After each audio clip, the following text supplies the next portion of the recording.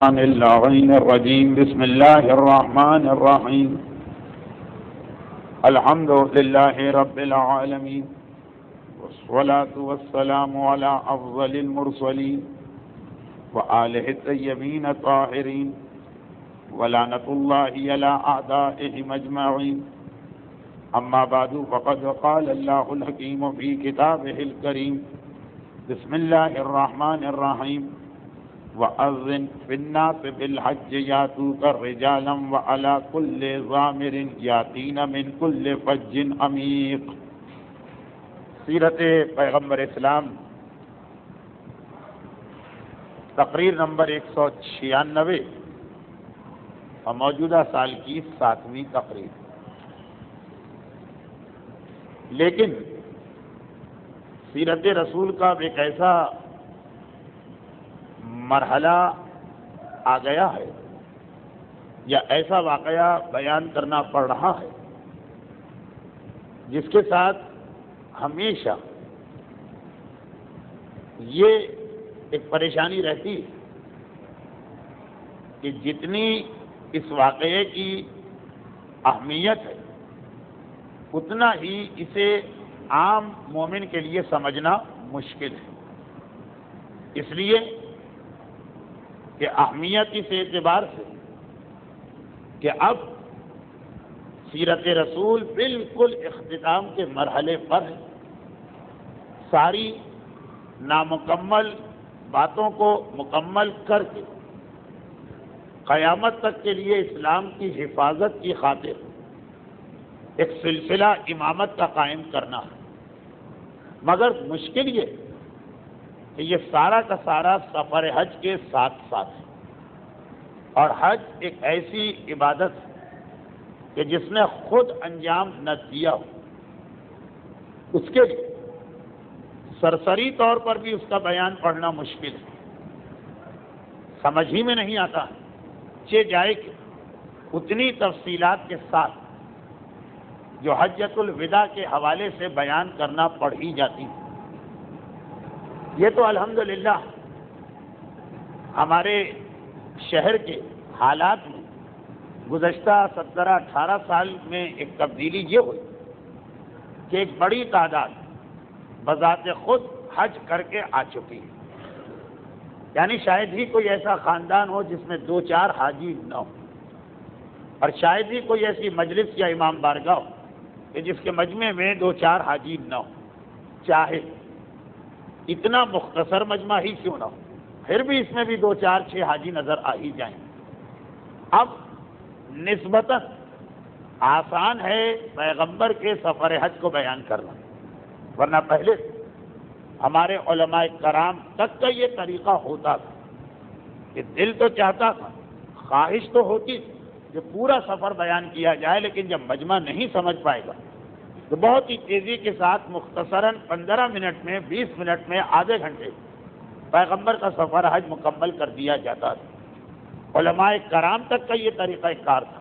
تو کہا مجھ جیسا جاہل پھر بھی یہ خیال کرتے ہوئے کہ جو میں نے عرض کیا کہ ہر مجمع میں کچھ نہ کچھ حاجی ہوتے ہیں، اس کا مطلب یہ ہوا کہ بہرحال ایک بڑی تعداد ان کی بھی ہوتی ہے جو حاجی نہیں، ان کا بھی خیال کرنا کہ تقریر ایسی نہ ہو کہ ساری کی ساری ان کے سر کے اوپر سے گزر جائے، انہیں سمجھنے کی حد تک کوئی فائدہ نہ ملے، بیٹھنے کا ثواب ملے کہ ذکر رسول ہو رہا، اور اتنی جلدی بھی اس واقعے کو مکمل نہ کر لیا جائے کہ جو واقعاً سیرت رسول کا اب تک طریقہ کار رہا تو مزے لے لے کے حالات کو بیان کیا جائے تو وہ ختم ہو جائے. دونوں کے بیچ بیچ میں ہم کو چلنا ہے.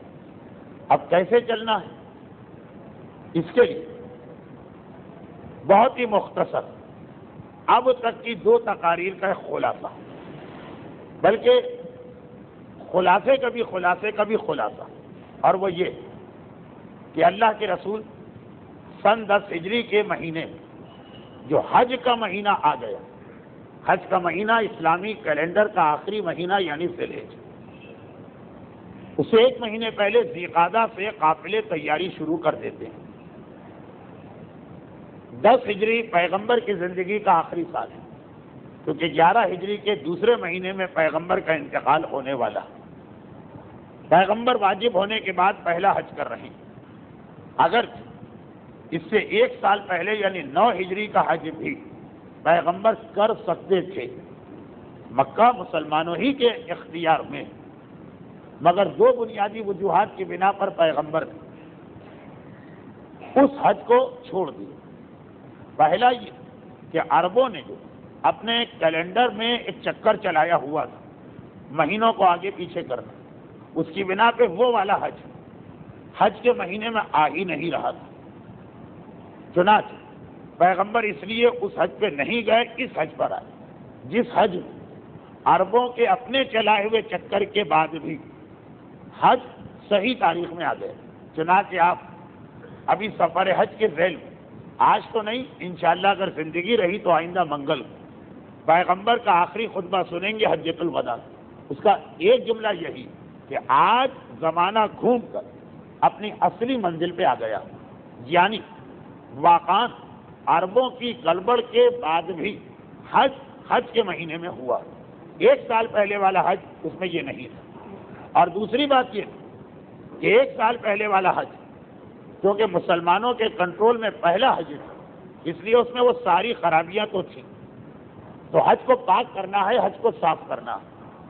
مثلا ایک خرابی یہ کہ حج کے دوران سورہ اعراف تک میں اس خرابی کا تذکرہ ہے کہ حج کے دوران ایک بڑی تعداد برہنہ یعنی بغیر لباس کے ننگا حج کیا کرتی تھی۔ اس حوالے سے ایک بات میں یہ واضح کر دوں کہ کسی نے ایک سوال کیا کہ کیا سب کے سب لوگ؟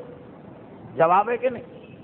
دراصل حج حضرت ابراہیم نے شروع کیا، مگر قریش نے حضرت ابراہیم کی تقریباً ساری چیزوں کو بھلا دیا، حج کو کیوں نہیں بھلایا؟ اس کی وجہ یہ تھی کہ حج اصل میں ان کے لیے بزنس پرپز اختیار کر گیا تھا، اس سے ان کے تجارتی فائدے تھے۔ چنانچہ حضرت ابراہیم کی باقی شریعت تو خیر چھوٹی چیز، اصل جو عقیدہ اس تک کو اس طرح سے پامال کیا گیا کہ خانہ کعبہ میں لا کے بت رکھ دیے گئے، مگر حج کو ہاتھ نہیں لگایا گیا۔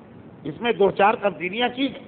بنیادی طور پہ حج کو باقی رکھا گیا کہ اس میں پیسہ ملتا، اور اسی وجہ سے یہ والا مسئلہ کہ لوگ حج کرتے ہیں بغیر لباس کے، اس کی بھی ایک وجہ یہی کہ قریش وقت گزرنے کے بعد یعنی وقت گزرنے کے ساتھ ساتھ ایک قانون یہ بنا دیا کہ بھائی تم لوگ سارے عرب سے آتے ہو، لباس پہن کے آتے ہو، کیا پتا کہ یہ لباس حلال ہے کہ حرام ہے، صحیح ہے کہ غلط؟ ان کے الفاظ کچھ اور ہوں گے، مفہوم کچھ یہ تھا۔ چنانچہ ہم تو اسی کو حج کرنے دیں گے جو ان کپڑوں میں حج کرے کہ جو کپڑے ہم مہیا کرتے ہیں۔ یہ ہمارے کپڑے خاص حج کے لیے بنائے گئے، بالکل پاک، پاکیزہ، حلال، پاک، جو بھی ان کے الفاظ۔ تم لوگ جو اپنے لباس لے کے آتے ہو اس پر ہم کو بھروسہ نہیں۔ کہ اصل قانون یہ تھا، ننگا کرنے کا قانون نہیں تھا، ہمارے کپڑے پہن، لیکن یہ کپڑے فری تو نہیں دیے جا رہے، کہا کہ اس کا کرایہ ہوگا۔ وہ کرایہ اتنا زیادہ کہ بعض لوگوں نے کہا کہ ہم اتنا کرایہ نہیں دینا چاہتے۔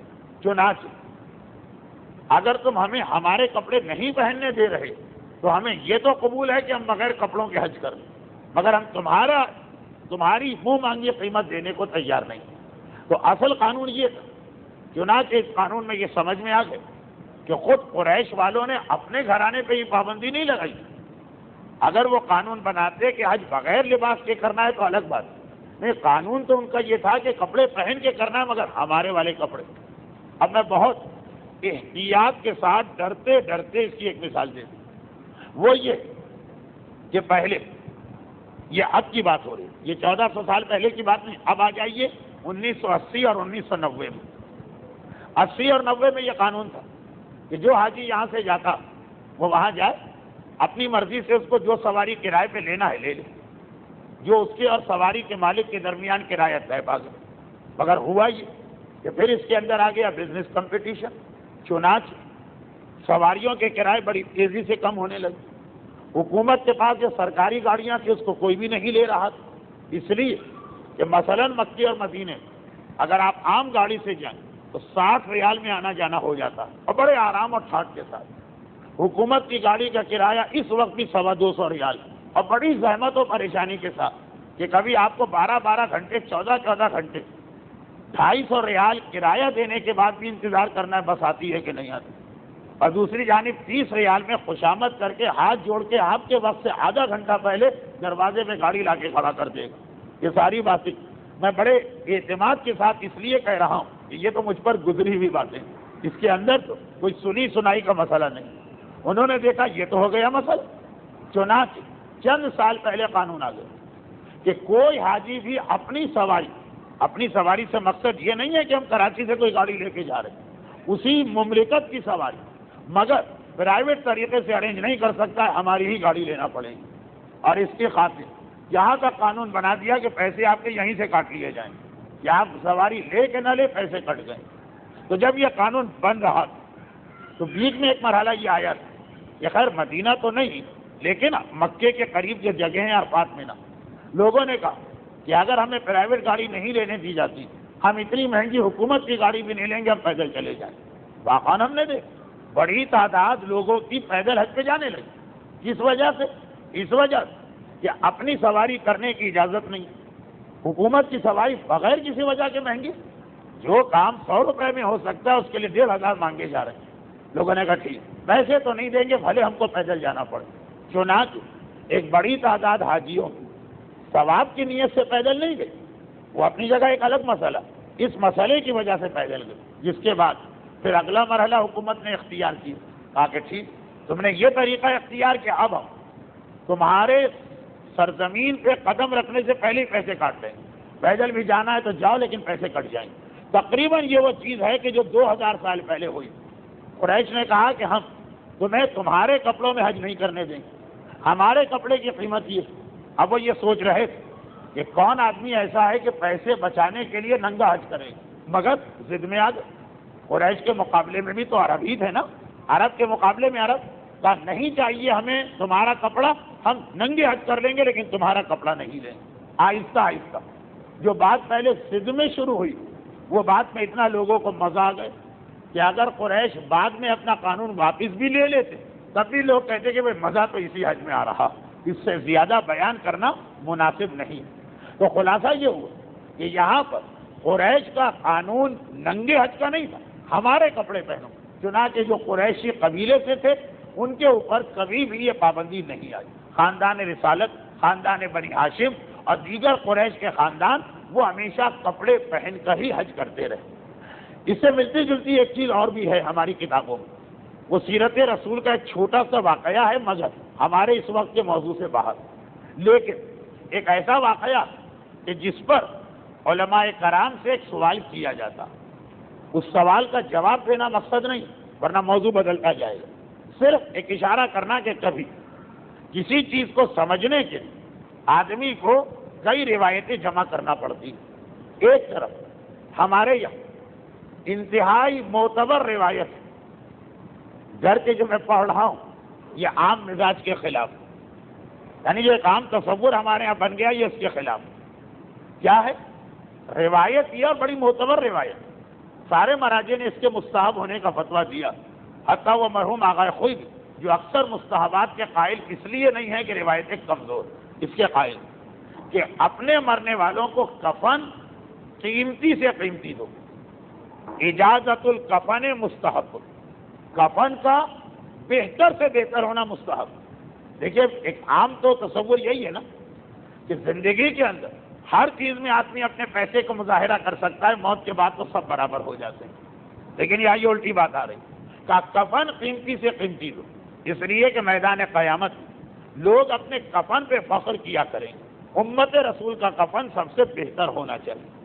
مگر جناب فاطمہ بنت اسد کا پیغمبر اسلام سے شکوہ کرنا بھی تاریخ میں ہے کہ وہ روتے ہوئے کہہ رہی ہیں کہ اے میرے بھتیجے، میں نے سنا ہے کہ میدان قیامت میں لوگ بے لباس اٹھائے جائیں گے، میں اس ذلت اور رسوائی سے گھبراتی ہوں. تو وہاں بھی ایک سوال آتا کہ شہزادی کا پیغمبر کے سامنے فریاد کرنا بے لباس اور پیغمبر کا جواب کیا دینا، یہ نہیں دینا کہ یہ آپ نے غلط سنا، بلکہ جواب یہ دینا کہ میں اپنا کرتا آپ کو دے رہا ہوں، یعنی مزید تصدیق کر.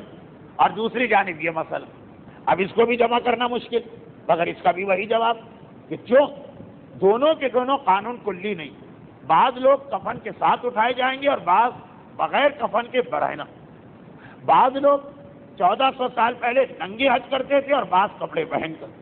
جیسے تیسرا سوال کسی بچے نے کیا، اور بڑا ہی بچے کے ذہن کے اعتبار سے بڑا اچھا سوال، کہ جب عرب اپنی بیٹیوں کو زندہ دفن کرتے تھے تو نسل آگے کیسے بڑھی؟ پھر یہ اتنے سارے عرب پیدا کہاں سے ہو گئے جب بیٹیوں کو بچپن ہی میں زندہ دفن کر دیا جاتا؟ اس کا بھی یہی جواب کہ گرچہ مشہور یہی ہے کہ عرب اپنی بیٹیوں کو دفن کرتے تھے، لیکن صحیح جملہ یہ ہے کہ عرب کے کچھ قبیلوں میں یہ رواج تھا اور کچھ میں نہیں تھا.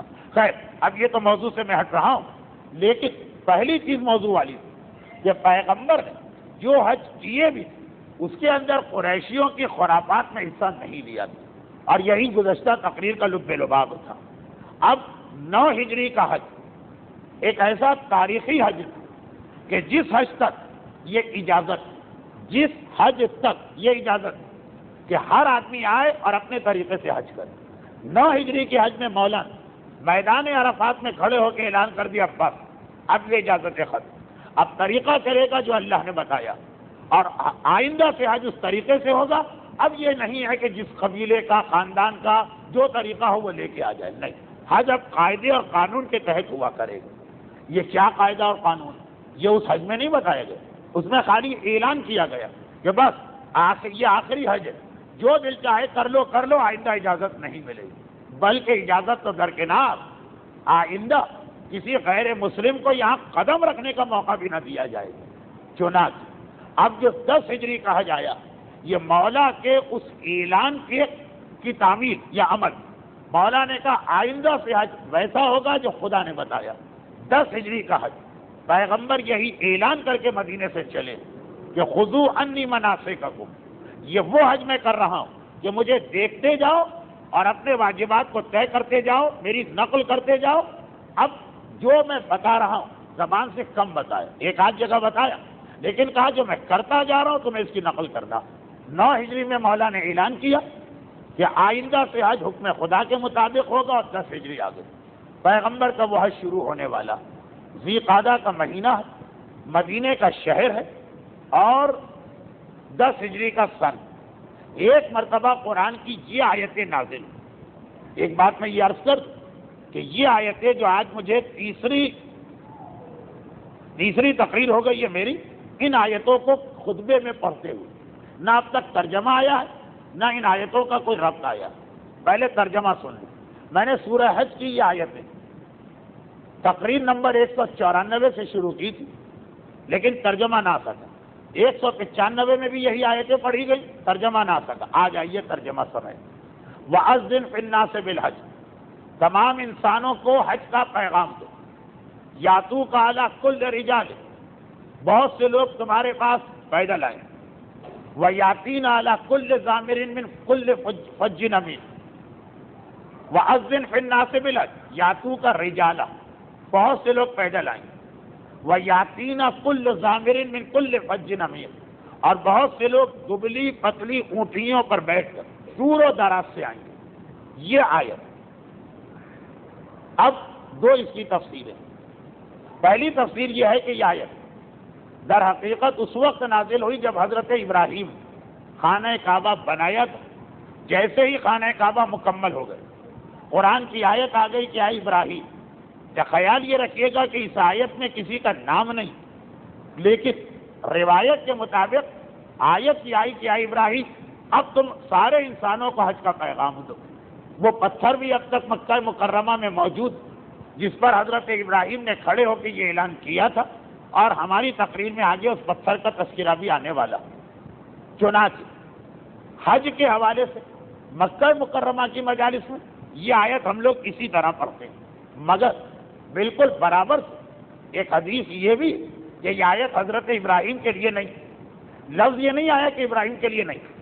معصوم نے کہا کہ یہ آیت سن 10 ہجری میں نازل ہوئی، شہر مدینہ میں نازل ہوئی، اسلامی کیلنڈر کے 11ویں مہینے ذی قعدہ میں نازل ہوئی، اور حکم پیغمبر کو دیا جا رہا کیونکہ اس آیت سے پہلے نبی کا نام نہیں ہے کہ یہ ابراہیم کے لیے ہے یا رسول کے لیے. چنانچہ یہ دونوں تفسیریں اپنی جگہ بالکل صحیح ہو سکتی. پیغمبر کے آخری حج کے حوالے سے شیعہ علماء کرام نے سب نے لکھا کہ یہ آیت جب نازل ہوئی تو در حقیقت آیت کا ترجمہ یہ بنا کہ اے میرے حبیب اب سارے انسانوں کو حج کی دعوت. کچھ لوگ پیدل آئیں گے اور کچھ لوگ سواریوں پر.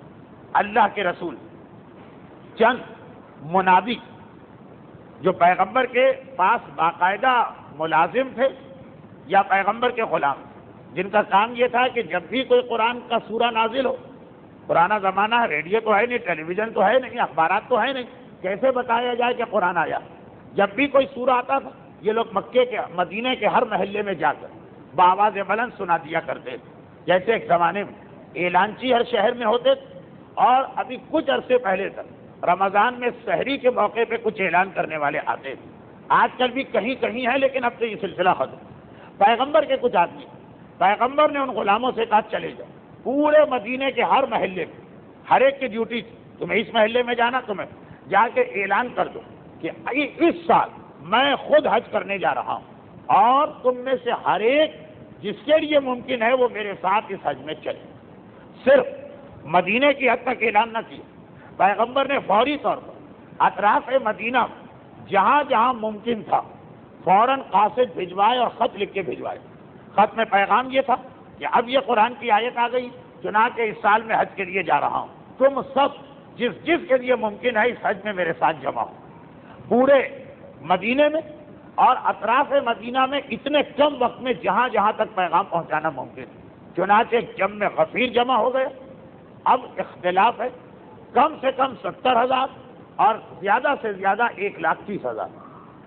تعداد یہ ہے کہ 70,000 آدمی مدینے میں جمع ہو گئے اور پیغمبر 70,000 کا قافلہ لے کے چلے. کم سے کم 70,000 کی روایت تو ہے، اس سے کم کی کوئی روایت نہیں. 70,000 چیز ہوتی ہے. 100-150 کا قافلہ آدمی لے جاتا ہے، اس سے پوچھیے اس پہ کیا گزرتی. لیکن ایک روایت میں ہے کہ 70 نہیں 1,30,000. یہ واضح کر دیا جائے یہ وہ لوگ ہیں جو مدینے سے چلے. خود جو مکے کے اندر رہنے والے وہ تو اس میں ہے ہی نہیں نا، وہ بعد میں شامل ہو. اسی طرح میرا مولا یمن سے جو قافلہ لے کے آیا اس کی تعداد بھی اس سے ہٹ کر 70,000 مدینے سے چلے. حج میں کتنے تھے وہ تو اس سے بہت بڑھ گئے، یا 1,30,000 تو پیغمبر مدینے سے لے کے چلے. حاجی کتنے تھے وہ یقیناً اس سے زیادہ، کیونکہ مکہ اور طائف بہت بڑے بڑے دو شہر، وہ لوگ تو مقامی تھے. اور یمن سے آنے والا مولا کی قیادت کا وہ لشکر جس میں ابو موسیٰ اشعری شامل تھے وہ اپنی جگہ.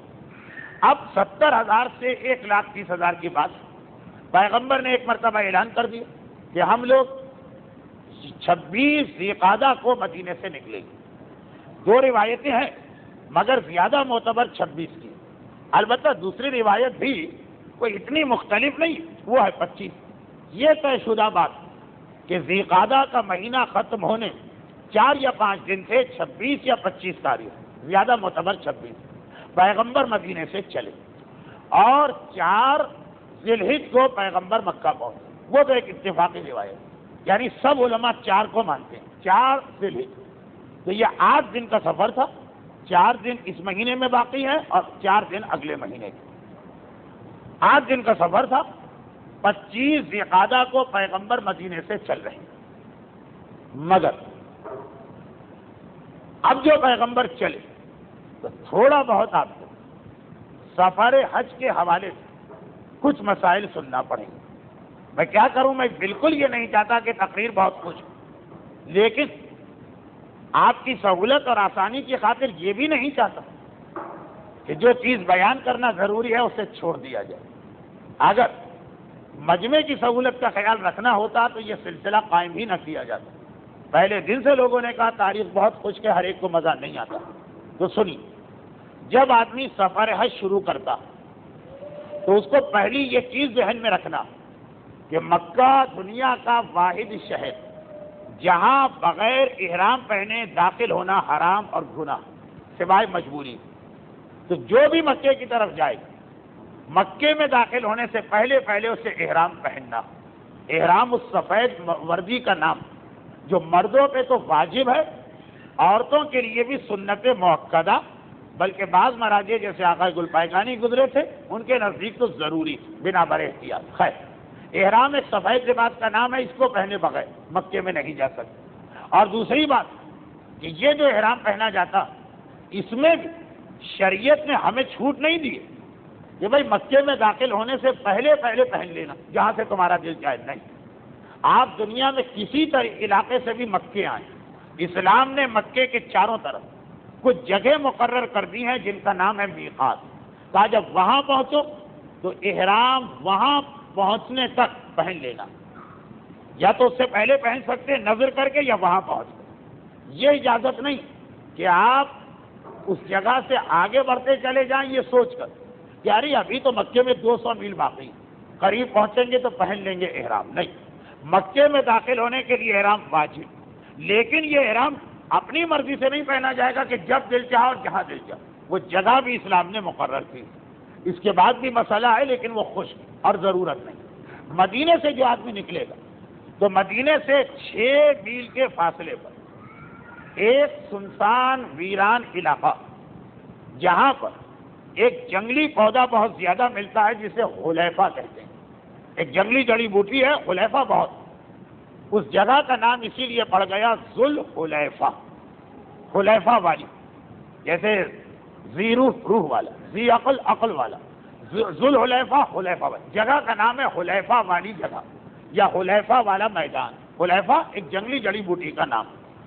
وہ مدینے سے جو آدمی مکہ جائے، مدینے سے 6 میل پہنچے، وہاں رک کر اسے احرام پہننا، بغیر احرام کے وہاں سے آگے نہیں جا سکتا. جب اسے وہاں سے مکہ سیدھا تقریباً 450 کلومیٹر، تقریباً 250 میل ابھی دور ہے مکہ.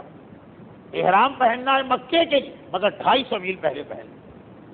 یہ جگہ بہت بڑی ایک میدان، پیغمبر نے اس میدان میں خاص جگہ مقرر کی جہاں پہ ایک مسجد بن گئی جو مسجد شجرہ کہلاتی ہے، اور کہا کہ اب اس میدان میں بھی نہیں، خاص اس مسجد میں جا کے تمہیں احرام پہننا. یہ بتا دیا جائے کہ باقی طرف سے بھی آنے والوں کو راستے میں وہ میدان ملتے ہیں جہاں رک کر احرام پہننا، مگر باقی سب جگہوں میں پورے علاقے میں جہاں سے آپ کی مرضی.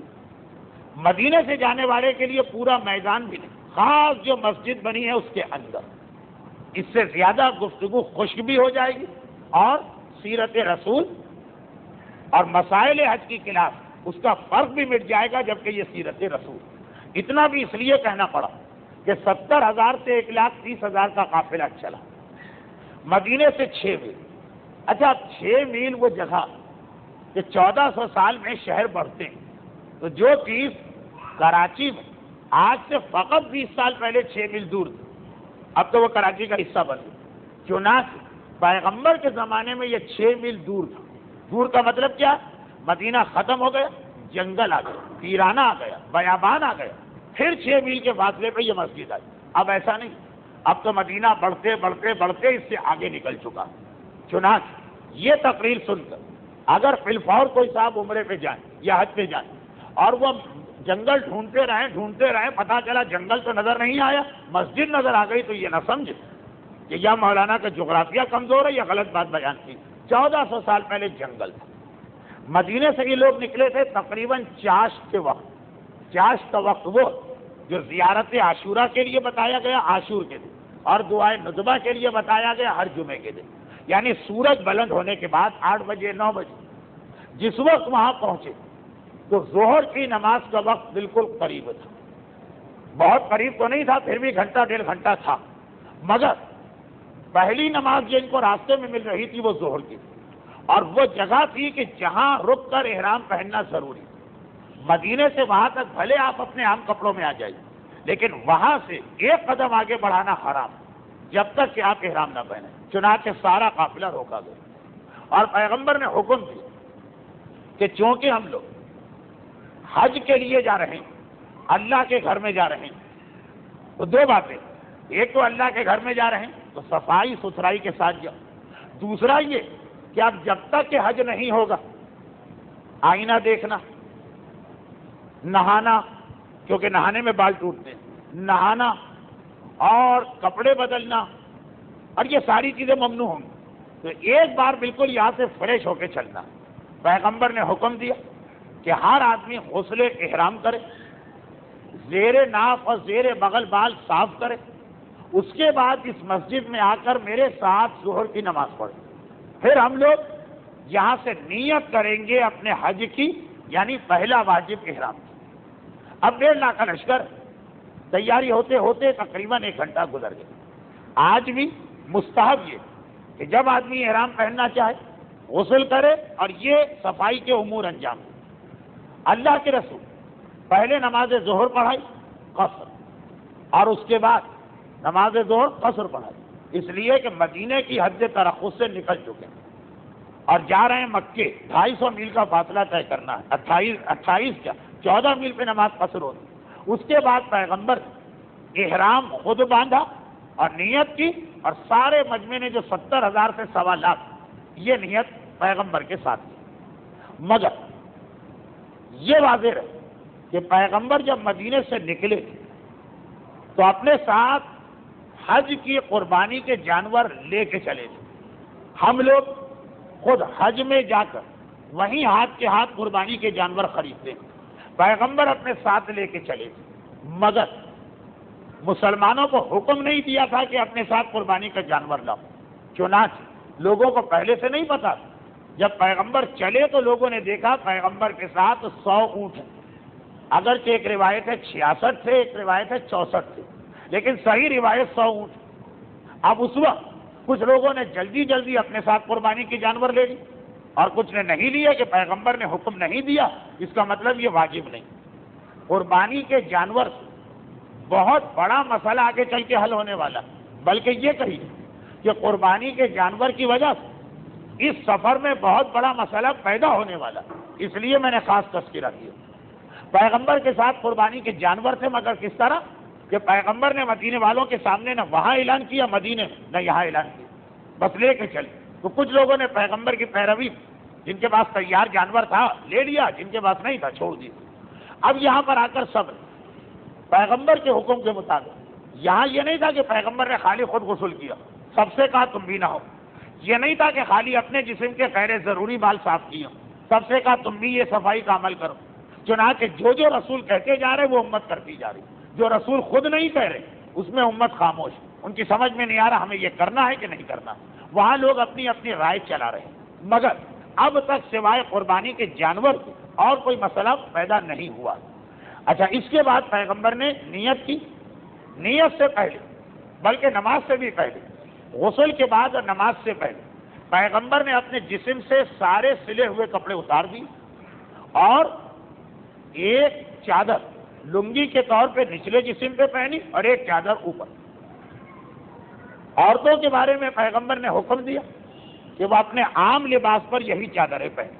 مردوں سے کہا کہ اپنا عام لباس اتارو اور اس طرح اتارو کہ سلا ہوا ذرا سا کپڑا بھی تمہارے بدن پہ نہ رہے، اور یہ والا لباس پہن۔ اس کے بعد نماز پڑھی گئی۔ نماز کے بعد سب نے احرام کی نیت کی اور یہ قافلہ یہاں سے چلنے کو تیار ہوا۔ چنانچہ آج بھی مسئلہ یہ ہے کہ اگر ہو سکے تو اپنے عمرے اور حج کے سفر کا پروگرام ایسا بناؤ کہ نماز ظہر کے بعد احرام کا موقع ملے۔ آیت اللہ خوئی مرحوم، امام خمینی مرحوم، آغا سیستانی، آغا خامنائی، ہر مرجع کی کتاب احرام کے بعد میں لکھا ہے کہ نمبر 1 مستحب یہ ہے کہ احرام ظہر کی نماز کے بعد باندھا جائے۔ وجہ کیا ہے؟ پیغمبر کا عمل۔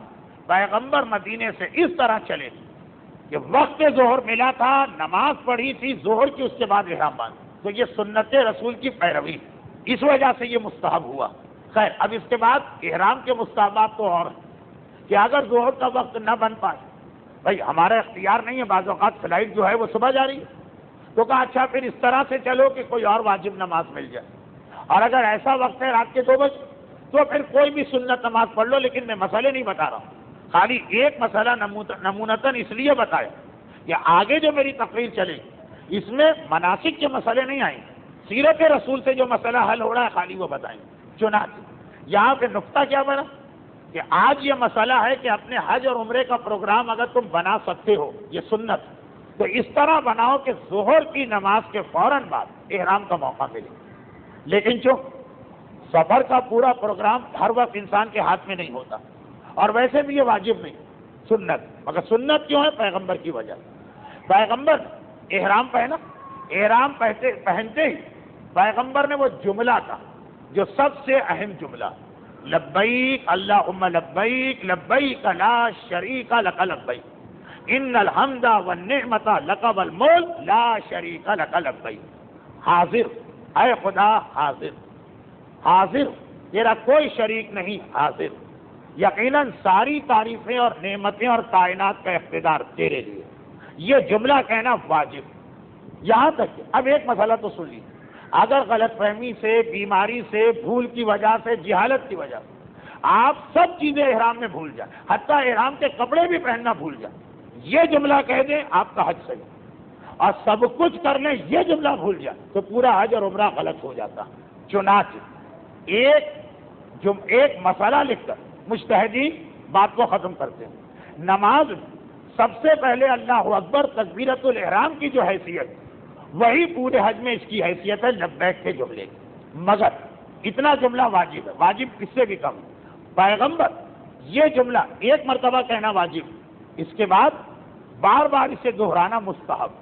جتنی بار کیسے نماز، پہلا اللہ اکبر واجب، باقی جتنے اللہ اکبر ہیں وہ واجب نہیں، لیکن مستحب تو ہے نا. رکوع میں جاتے وقت، سجدے میں جاتے وقت، آخر نماز بار بار تلبیہ، اس کو تلبیہ کہتے ہیں، اس کو بار بار پڑھنا مستحب.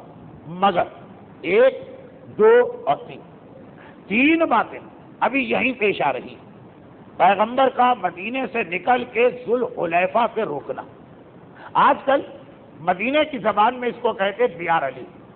اگر آپ کبھی جا رہے ہیں ٹیکسی والے سے کہنا ہو کہ مجھے وہاں روکو، مسجد شجرہ کہیں اس کی سمجھ میں نہیں آئے گی، ذوالحلیفہ کہیں اس کی سمجھ میں نہیں آئے گی. یا تو کہیے میقات یا کہیے بیار علی، لیکن اصلاً اس جگہ کا نام ذوالحلیفہ، چنانچہ سعودی حکومت کے بورڈ پہ یہ نام لکھا. مگر ذوالحلیفہ تو جیسے کھارادر ایک محلے کا نام. احرام کہاں سے باندھنا ہے؟ خاص مسجد. یہاں تین مسئلے پیش آتے. مسئلہ نمبر 1، ابھی لوگ ان مراحل سے گزر رہے تھے کہ حضرت ابوبکر ایک مسئلہ شرعی پوچھنے کے لیے پیغمبر کے پاس آ گئے. اس سفر میں حضرت ابوبکر اپنی بیوی جناب اسماء بنت امیس کے ساتھ تھے. جیسے پیغمبر نے اس سفر میں اپنی تقریباً ساری بیویوں کو لیا تھا اور اپنی بیٹی کو لیا تھا، جن کا واقعہ تو 2 ہفتے پہلے آیا، اور شاید آج کی تقریر کے آخر میں یا آئندہ تقریر کے شروع میں پھر آئے کہ پیغمبر نے الگ حج کیوں کیا اور شہزادی نے الگ حج کیوں کیا. 12 لوگ اہل و عیال کے ساتھ آئے. تو یہ جو کبھی کبھار مسئلہ پیش آتا کہ ہم کسی سے کہتے ہیں کہ آپ پہ حج واجب ہے جائیے، تو وہ کہتے کہ مولانا ہمارے پاس ابھی ایک حج کے پیسے ہیں، بیوی کو بھی تو لے جانا. تو ایک طرح سے یہ سنت رسول، مگر جس انداز سے لوگ کہتے ہیں وہ غلط.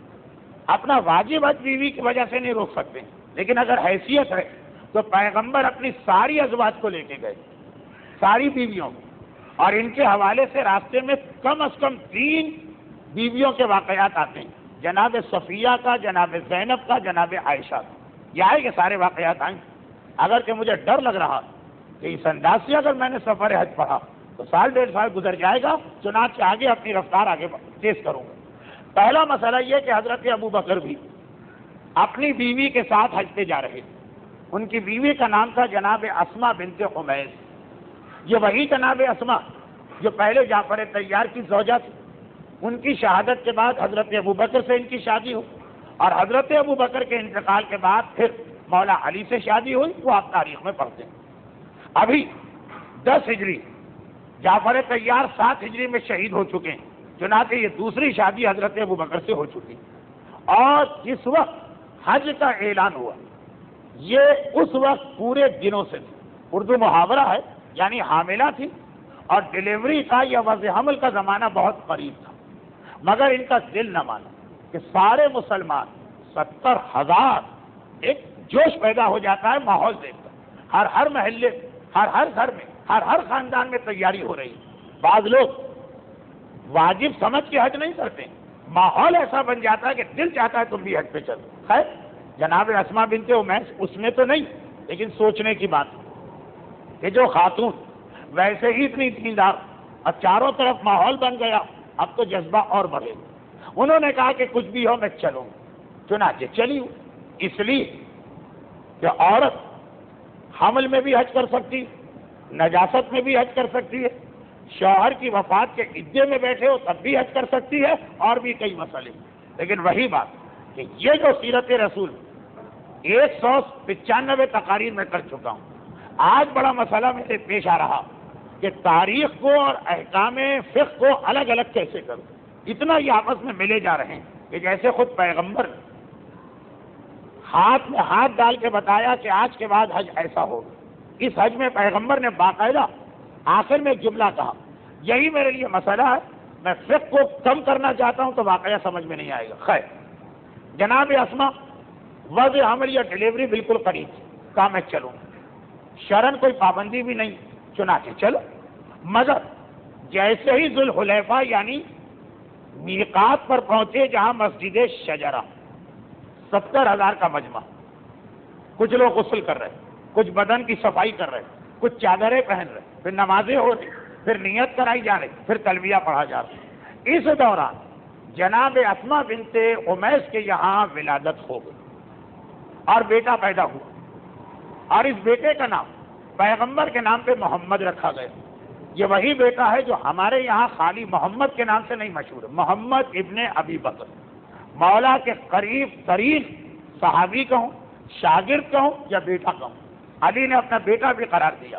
یہ محمد ابن ابی بکر عین میں حج کے دوران میقات پر اس وقت پیدا ہوا جب سارا کا سارا لشکر نمازوں میں، تلبیے میں، احرام میں، نیتوں میں مشغول تھا۔ اب ایک خیمے میں یا گوشے میں ولادت تو ہو گئی، مگر ولادت کی وجہ سے ایک مسئلہ ہو گیا، جیسے ہی بچے کی ولادت 99% عورتیں نجس ہو جاتی، جسے نفاس کہا جاتا۔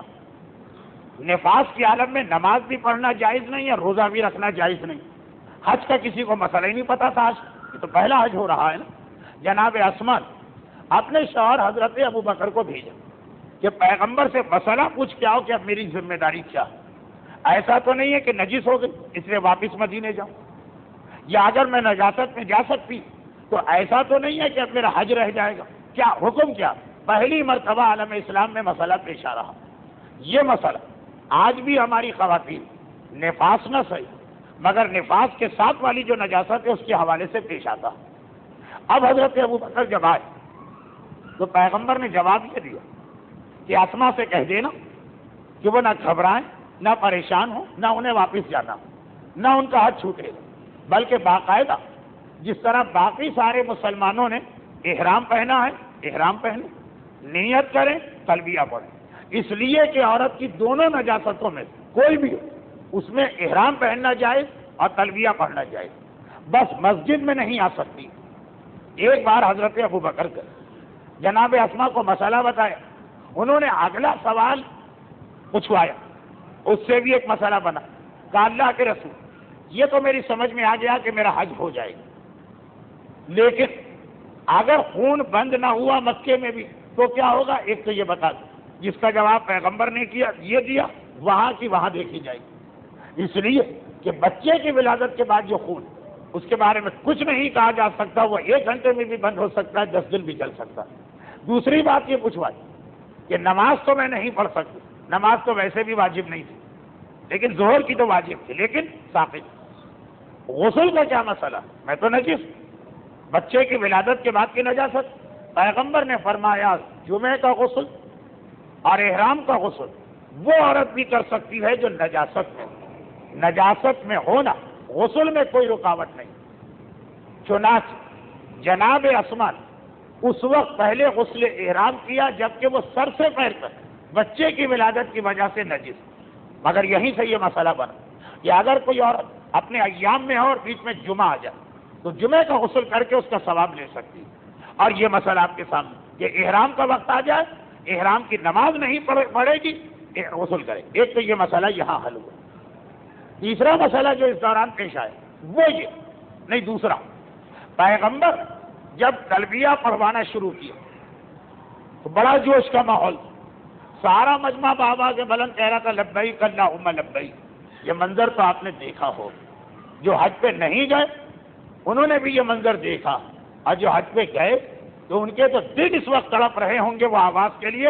ایک عجیب اس آواز میں ردھم ہوتا، ایک عجیب اس آواز میں شان و شوکت ہوتی ہے، لبیک اللہم لبیک۔ لیکن ایک مسئلہ ایسا پیش آ گیا جو ہمیشہ ہر قافلے والے کو پیش آتا، وہ یہ کہ جب حج کے قافلے جاتے ہیں اس میں مرد بھی ہوتے ہیں، عورتیں بھی، اور جس وقت تلبیہ پڑھا جاتا ہے سب آواز بلند تلبیہ پڑھتے ہیں۔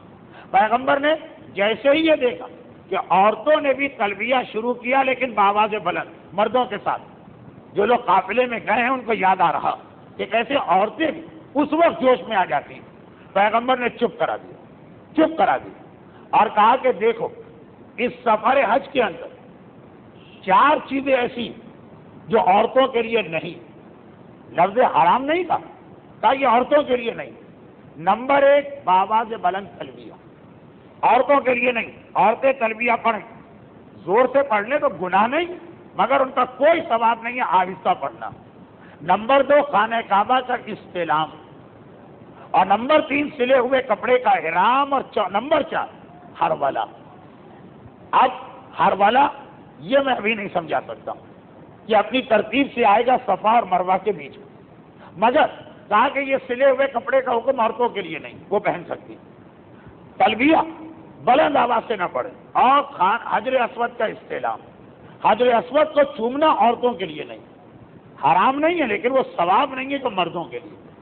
یہ نقطہ عورتوں کی سمجھ میں نہیں آتا۔ خیر، فی الحال نہ کوئی میں اخلاقی تقریر کر رہا ہوں نہ مسائل کا بیان کر رہا ہوں، میں تو پیغمبر کا سفر بتا رہا ہوں۔ تو دوسری بات یہ ہوئی کہ جیسے ہی عورتوں مردوں کے ساتھ بآواز بلند لبیک کہنا چاہا، پیغمبر نے خاموش کرا دیا۔ تیسری بات، مردوں کو بھی خاموش کرا دیا، مگر عورتوں کو پورے سفر کے لیے خاموش کرایا، مردوں کو 1 میل کے لیے خاموش کرایا۔ عورتوں کو تو بالکل خاموش کرا دیا، مردوں سے کہا کہ نہیں، تم لوگ یہاں بآواز بلند تلبیہ پڑھ تو سکتے ہو لیکن بہتر یہ ہے کہ آہستہ پڑھو۔ لوگوں نے گھبرا کے کہا اللہ کے رسول کیا ہمیں بھی عورتوں کی طرح پورے سفر میں آہستہ پڑھنا ہے؟ کہا نہیں، یہاں سے 1 میل کے فاصلے پر جب پہنچو وہاں پہ زور سے پڑھنا۔ سارا قافلہ تیار تھا، تلبیہ تو آخری چیز ہوتی، چنانچہ عورتوں نے بھی آہستہ سے لبیک اللہم لبیک